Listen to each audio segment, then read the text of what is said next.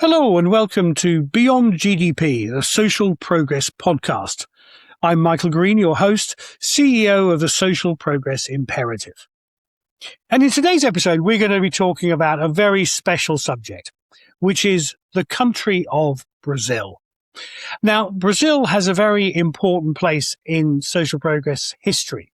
In 2014, the first time we launched a global social progress index, we were approached by a Brazilian nonprofit called Amazon, who said, "We love this social progress index for countries. Can we do it locally?" And we said, "We hadn't thought about that. We don't know. Let's try." And so together with Amazon, we developed the first subnational social progress index for 772 municipalities in the Amazon region of Brazil. And that innovation we developed together has now scaled globally to every continent in the world. So Brazil's made a huge contribution to our work over the years and SPI's impact over the years. I'm delighted to say that that work in Brazil has continued over the years and actually has scaled and expanded. And now there's an independent organization, IPS Brasil, that has now expanded that measurement to every municipality of the country. And I'm delighted that joining us today is the coordinator of IPS Brasil, Melissa Wilm, who will be talking us through some case studies from huge data resource that's available. Melissa, welcome to the Beyond GDP podcast. Amazing. Thank you. Thank you for inviting me and for having this opportunity to talk a little bit about the work that we have been doing here in Brazil. So very welcome.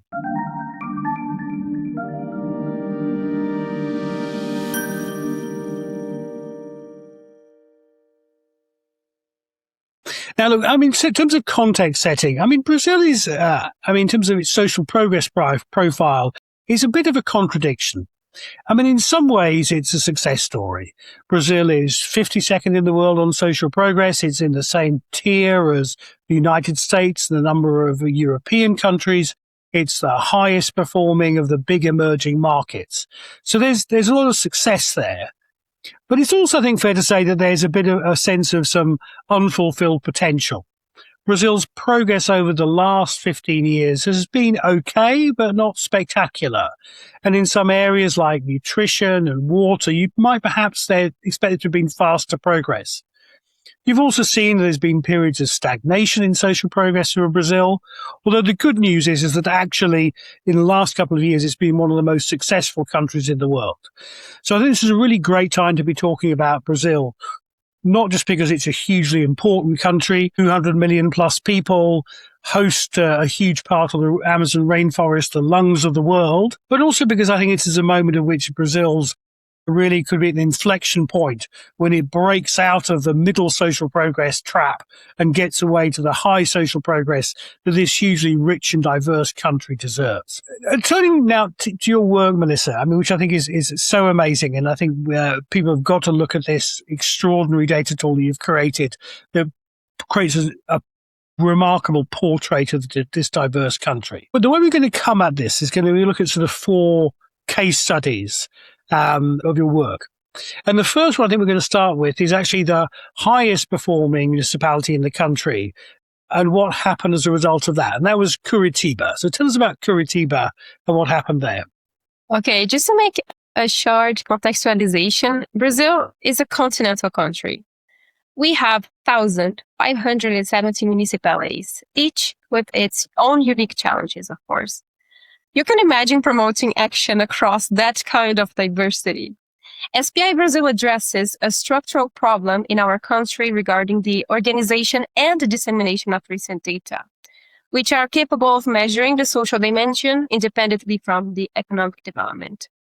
The bright side is that, as many of you might have been following, although we are under a polarized and unstable political context, the SPI still had a great impact since its launch, serving as a common agenda and a compass for action, reinforcing our main message that is not only to look beyond the GDP, but fostering a culture of public policies based on evidence. In this sense, we understand it's fundamental to achieve the local level to equip actors for social transformation. And this is what we are doing in Brazil with the use of the Social Progress Index.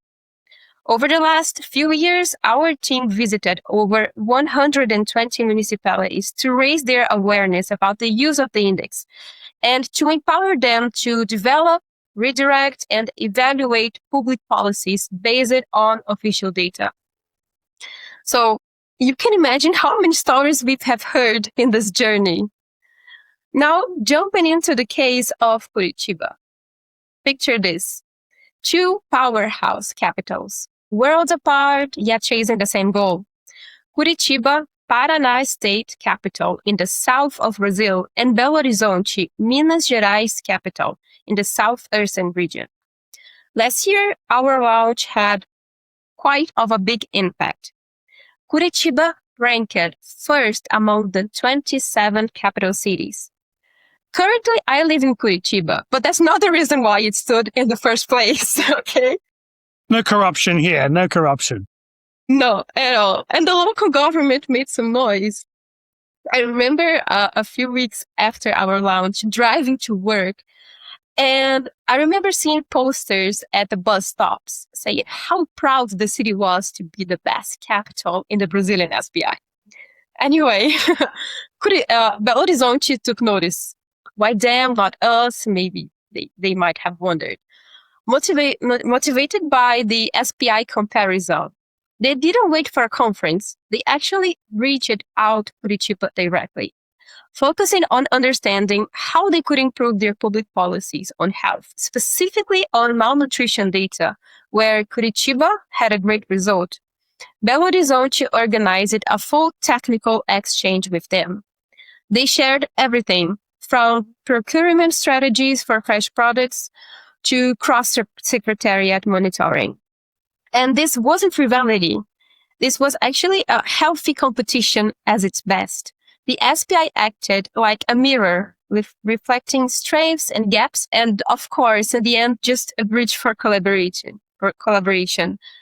Post-exchange, Belo Horizonte adapted some of its policies, and we are eager to see the results of this in the next edition of the index that will be launched in May this year. SPI is proving that indexes, they aren't judgmental, they are actually catalysts, scaling solutions from city to city. And indeed, it was amazing to see the interaction between the two capitals of Brazil. It's such a good story. And I think it emphasizes something why it does matter to have an index that actually can rank countries or municipalities, because it clarifies an issue. And in that way, I think you described brilliantly how it can then inspire to action. And then what it does is it creates that peer learning.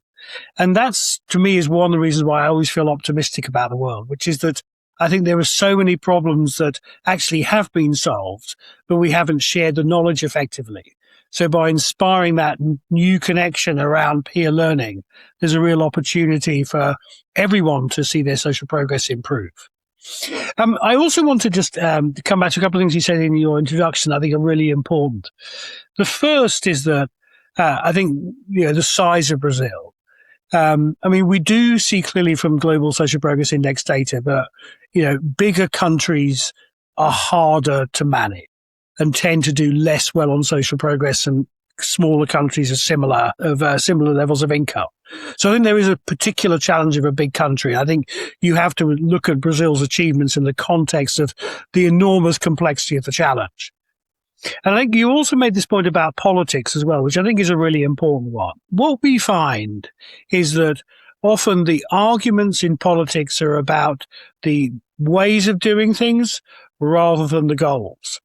And actually, we talk to people across the political spectrum, and it's amazing to me how acceptable the Social Progress Index framework is to everyone, because actually no one is against longer lives, healthier lives, better education, etc. We might just disagree politically about how to get there. And so the way that actually talking about the outcomes can get you beyond the politics is a really important point as well, especially for Brazil and many other countries, quite politically excitable times. So that So thank you for those. Now, look, let's talk now. We talk about a case that you've got around malnutrition, which I think is really interesting because that's one of those areas where we see Brazil hasn't made as much progress as you might expect in the last 15 years. And now this is, and you have to forgive my terrible pronunciation, so this is Capinzal do Norte, I think. Yes, you pronounce it correctly. Shifting north of Brazil to Capinzal do Norte, Maranhão's quiet interior town of 11,000 inhabitants. So this is in the north of Brazil. And this is a very complicated municipality. From its scorecards, just a few indicators actually had a highlight to show. In that moment, I were personally at a conference room with all secretariats showing their results. But SPI dropped a bombshell. Malnutrition, diabetes, and high blood pressure rates were sky high, double the national average. Initially, of course, all fingers pointed to health. Not enough clinics, the healthcare sector isn't doing its job, they would say, but the index demanded a deeper digging. And this is what we are doing there, not only showing their results, but fostering discussions on how they could find solutions. After an hour of discussions and debates with its scorecards on hand, it happened an insight moment. And then everyone understood what was going on. The issue wasn't unilateral responsibility of the health sector. It actually crossed it through all areas of the municipality. Agriculture reviewed crop diversity crashing among local producers. And this means that they were no longer producing vegetables. This means fresh and healthy products needed to come from other states, and consequently, it was increasing its price. Therefore, people were no longer buying healthy foods. You can imagine it's easier and cheaper for people to buy ultra-processed foods instead of fresh vegetables. No variety meant no balanced nutrition. Kids stunted, families insecure, and in fact, a few weeks later, one of the country's leading newspaper published a big article about the absurd consumption of ultra-processed foods in the region and how it affected all local stakeholders. Action was swift and intersectoral. Then they started to look for integrated policies that could better stimulate local producers to continue planting a variety of vegetables. Health joined for nutrition education, social assistance for vulnerable families. Picture farmers swapping soy rolls for manioc, beans, and fruits, all resilient, local, and nutritious. And this is also a case of recognition and empowerment of municipal public administrators through the use of the index. SPI, in this case, didn't just flag a problem. It forced different areas to merge, treating causes over symptoms. Small town, big lessons, and gradually public policies are being implemented there, and data is indeed improving. I mean, small town global relevance. I mean, thinking about the huge crisis we have globally around ultra processed food, obesity, as you say, diabetes and other related issues, and the way that malnutrition has gone from being a problem of not enough calories, but too many calories and the wrong ones. This is a huge global problem. And I think the way this story really pulls down on is the fact that you can't just leave it to the health authorities to deal with the consequences. You've got to look at the root causes. And by having a comprehensive framework like the SPI framework, it's brought people together to look at the root causes, the loss of access to healthy foods, but also, I think most critically, has actually enabled a response. So hopefully that's one where you're going to see interest from other parts of Brazil, but also other parts of the world as well, to try and access this kind of solution. Great, that's excellent. And now I said that this was one that was about a health issue where the solution wasn't in the healthcare sector. But our third case study is more specifically about healthcare, primary and specialists. And this is in Água Azul do Norte. Yes, Água Azul do Norte is a municipality in Pará, in the northern region of the country. Again, context screamed crisis. A small town in a region with few resources and alarming data in all areas. A reflecting trend in the Amazon. The Amazon is the region with the worst data in the Brazilian SPI. However, this municipality had a very curious highlight. Its health component stood out as one of the best in the country. An unlikely place for us to find an outlier, definitely. And in fact, this is what happened. At that time, we were trying to find unlikely stories that were actually generating significant data. Of course, we had to go there to understand. At that time, the health secretary explained it. Public policies he had implemented in recent years that had dramatically improved the health data.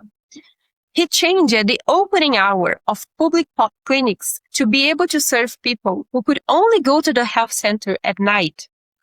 Of course, this resulted in significant improvement in the level of care and disease prevention. He told me, this was funny because he told me he knew that we were going to find him because he made a simple yet revolutionary change in the local health system. And this is just one of the several other cases where through the SPI, we were able to find beautiful stories of people who are making a true difference. And of course, afterwards, we made sure to hold a local seminar to present the manager of 30 other municipalities to show what he was doing and maybe exchange, learn from others. This was incredible. It was emotional. It was very special for everyone to hear what he had to say. It was an unlikely story and had a great impact in the life of many. And this is the huge advantage of, again, a country of that scale. You've actually got 5,500 laboratories testing different approaches.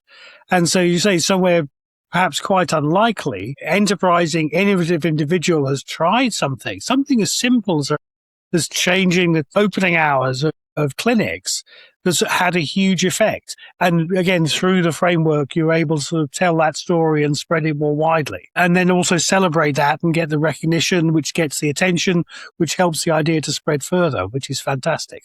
Great. And then we can't have any SPI-ready conversation without talking about data. And we've got an example from when you've left the best to last in terms of names of municipalities. How am I doing? Yeah, so this was a great one, yes. Okay, tell us about Abaetetuba. I'll do it again. Even worse. No, it was great. It's Abaetetuba with our accent. Abaetetuba is a municipality in Pará that is neighbor to Belém, Amazon frontline, fresh off hosting COP30. Some of you might have been there. During a joint secretariat SPI workshop, alarm bells. Scores shows data discrepancies. Agriculture underreported yields, health missed nutrition surveys, and social assistant lagged family registers. While we were there, different sectors pointed out problems in their data collection, from agriculture to education and social assistance. They were convinced that they were doing their job correctly. However, the data was incorrect. All their fingers pointed to a failure on obtaining quality data. And this is indeed a structural problem. Being able to sit down with everyone at the table allowed for a conversation we hadn't witnessed before, uniting forces to optimize data collection process, optimizing human and physical resources for unified data collection across different departments ensured that their data reflected the reality of the region. And this consequently allows municipal administration to base their public policies on evidence. Of course, after a year, true diagnosis emerged and they were able to make precise interventions. As one coordinator noted at that time, the SPI turned our meeting into a management revolution. You see, something that we weren't expecting to see. And they, again, managed to find a simple solution for a chronic issue that was happening in that municipality and find a way to actually have quality data that reflects the reality of the municipality. This was a very interesting and great one. And seeing that the SPI promoted this space for them to discuss and to together understand what ways that they could improve, it was amazing. It was overwhelming. It's great. It reminds me, one of our academic advisors, the very eminent Professor Scott Stern from the Sloan School at MIT, when we were building the Social Progress Index, he always said to us, let the econometrics do some of the work, let the data do some of the work, but don't let that overtake the evidence of your eyes and ears. And that idea that data is there to start a conversation, and then we've got to work together to get the right kind of data that's actually telling an accurate picture. And if we can do that, then we've got something useful. And so the way that the IPS Brasil has helped to structure that conversation and improve what they're collecting is a really, really important impact. Because otherwise, if you're talking about data that's wrong, you're having meaningless conversations. So actually getting the right kind of data, the right information is the only way you can get it working to make good decisions. So look, listen, this is terrific. 4 case studies. Now, you said that the next edition of the Municipal Index for Brazil is coming out in May. Yes, May this year we will launch the 2026 SPI Brazilian Social Progress Index.